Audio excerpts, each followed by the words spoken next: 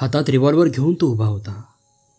शेजारीच त्याच्या तरुण पत्नीचा मृतदेह पडला होता. त्यानं एकापाठोपाठ एक झाडलेल्या गोळ्यांच्या आवाजाचे पडसाद अजूनही पुरते विरले नव्हते.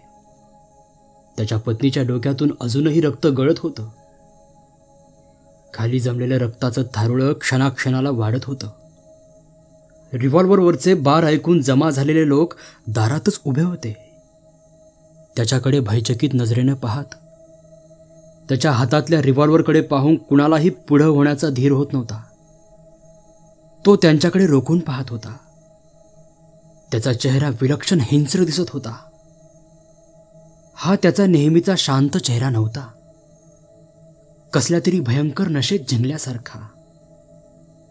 केस विस्कटलेले, डोळे तांबारलेले, कपाळापर्यंत रक्त चढल्यामुळे चेहरा लाल बुंद झालेला आणि ओठांवर लांडग्यासारखं क्रूर हसू. तो त्यांच्याकडे पाहत होता आणि ते त्याच्याकडे. त्यांना एकमेकात कुजबुजण्याचंही धैर्य उरलं नव्हतं. लहानशी हालचाल केली तरी तो आपल्याला टिपेल अशीच भीती जणू प्रत्येकाला वाटत होती.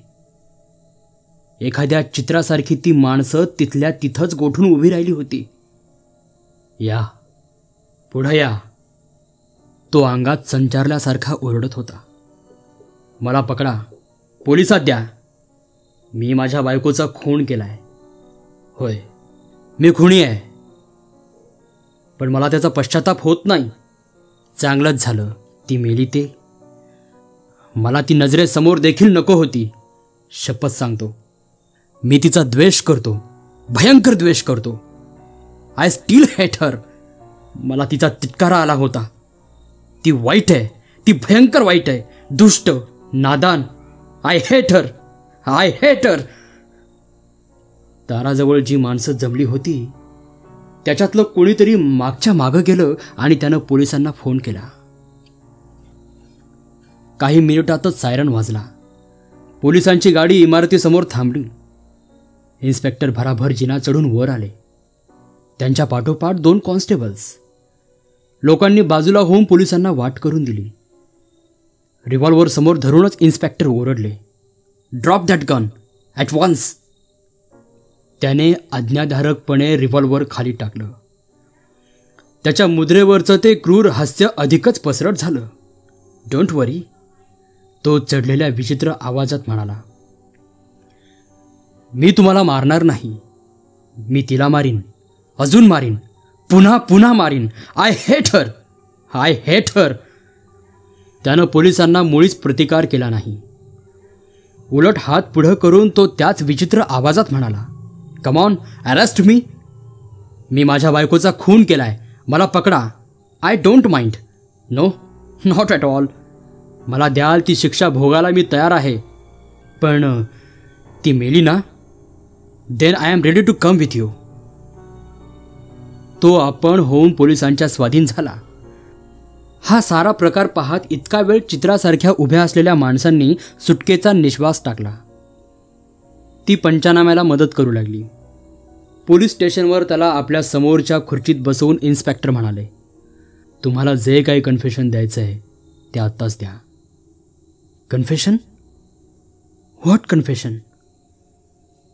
त्यानं चकित होऊन विचारलं. कबुली जबाब. तुम्ही आपल्या बायकोचा खून केलात, त्याचाच. खून? त्यानं आश्चर्याने विचारलं. कुणाचा? तुमच्या बायकोचा आणि कुणाचा? किंचित वैतागून इन्स्पेक्टर म्हणाले, माझ्या बायकोचा खून झालाय? तो एकदम किंचाळून उभा राहिला.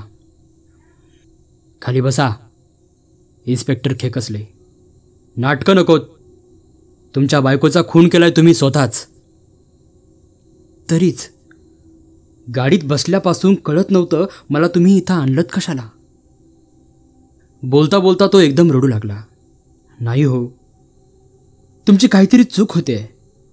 माझ्या बायकोचा खून झालेला असणं शक्यच नाही. ती जिवंत आहे. त्याला शोक अनावर झाला. इन्स्पेक्टरनं गोंधळल्यासारखं झालं. पण एवढ्या तेवढ्यानं ते गांगरून जाणारे नव्हते. त्यांनी असे खूप गुन्हेगार पाहिले होते.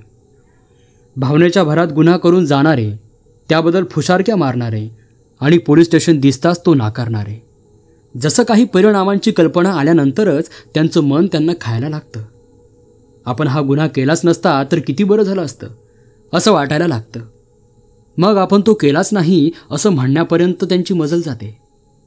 किंवा त्याहून अधिक हुशार गुन्हेगार, गुन्हा केल्यानंतर वेडाचं सोंग पांघरणारे, गुन्हा केला तेव्हा मन ठिकाणावर नव्हतं असं भासवणारे.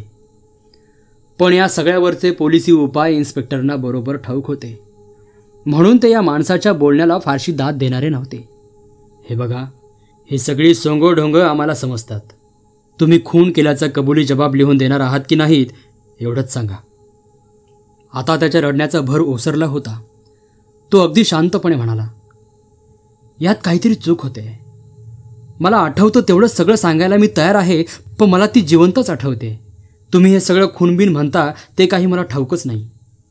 पुन्हा त्याचे डोळे पाण्यानं भरून आले. पण तुम्ही म्हणता ते खरंच असेल तर ते भयंकर आहे. कारण त्यानं खालचा ओठ गच्च दाबून धरला. आलेला हुंदका परतवला.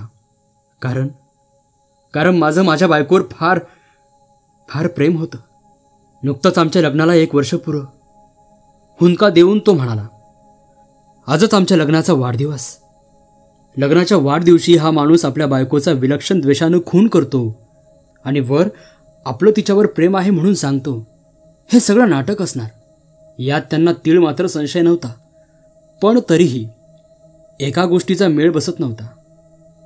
मगापासून ते त्याच्याकडे बारकाईनं पाहत होते. त्याच्या चेहऱ्यात आता फारच फरक पडलेला होता. केस विस्कटलेले होते, डोळे अजूनही तांबारलेलेच होते. पण त्या डोळ्यातला मघाचा तो हरवलेला भाव आता बदलला होता. चेहऱ्यावरचं ते क्रूर हास्य मावळलं होतं. या माणसाचा चेहरा थकलेला वाटत होता, पण तरीही शांत होता. आणि विशेष म्हणजे हा एक सभ्य माणसाचा चेहरा होता. या माणसाच्या हातून खून घडू शकेल असं अजिबात वाटत नव्हतं. पण घडला होता. इतक्या लोकांनी तो प्रत्यक्ष पाहिला होता. त्या माणसानं तो स्वतःच्या तोंडून बोलून दाखविला होता. पण जेव्हा तो ते शब्द उच्चारत होता तेव्हाचा त्याचा विचित्र चढलेला आवाज आणि आत्ताचा हा शांत दुखी स्वर, तो नाटक करीत होता हे उघडच होतं. पण तरीही त्याचं दुःख नाटकी वाटत नव्हतं. उलट एखाद्या सभ्य माणसाप्रमाणेच तो संयमानं वागत होता. जाहीर ठिकाणी दुःखाचं प्रदर्शन करू नये हे लक्षात घेऊन दुःख दाबण्याचा प्रयत्न करीत होता. पण जितकं ते दाबावं तितके उमाळ्यांवर उमाळे येत होते. झालं, आता ते सगळं झालं. ते उपाशी ठेवणं, हालाहाल करणं आणि शेवटी अगदीच असह्य झाल्यानंतर त्यांनी कबुली जबाब देणं, हे गुन्हेगार तरी पोलिसांचा अंत पाहतात. हा माणूस इतका सभ्य दिसणारा, त्याला मारहाण करणंही जीवावरच येईल. बरं, गुन्हा करून चांगला मोकळा झाला होता, पुन्हा नाकारून त्याला काय मिळणार? तापच की नाही त्याला आणि आम्हाला दोघांनाही. आणि एकदम त्यांना आपल्या प्राध्यापक मित्राची आठवण झाली. पोलिसांच्या पद्धतीवर तो नेहमीच टीका करायचा. नुसत्या हडेल हप्पी वागणुकींपेक्षा आणखीन पुष्कळ चांगल्या मार्गांनी गुन्ह्याचा तपास करता येतो असं तो म्हणायचा. असली एखादी केस आली तर मला कळव असं म्हणायचा. पोलीस ऑफिसरांनी प्राध्यापकांचा फोन नंबर फिरवला. मित्रांनो, लवकरच आपण भाग 2 कडे वळूयात. धन्यवाद.